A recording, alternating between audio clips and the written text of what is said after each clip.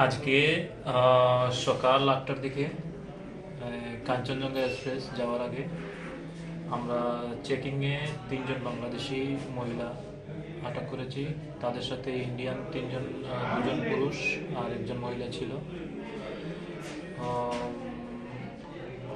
Indian যারা ছিল ওরা ওদেরকে অবৈধভাবে বাংলাদেশ থেকে পাচার ভারতে প্রবেশ করিয়ে কলকাতা পাঠাচ্ছিল।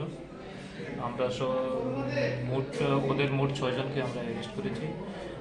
আজ ওদেরকে কোর্টে পাঠাবো। আর তাদের মধ্যে একজনের নাম হচ্ছে বাংলাদেশি যারা যারা রয়েছে তাদের নামটি একটু।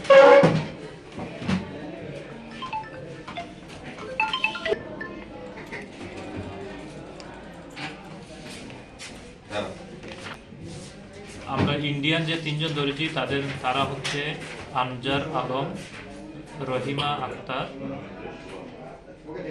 আর মামুন হোসেন। তারা হচ্ছে সবার বাড়ি সোনামুড়া সাব ডিভিশনে। আর বাংলাদেশি 3জন হচ্ছে মৌসুমি, ঝর্ণা আর রহিমা। তিনজন ওরা বাংলাদেশের ঢাকারই বাসিন্দা মূলত।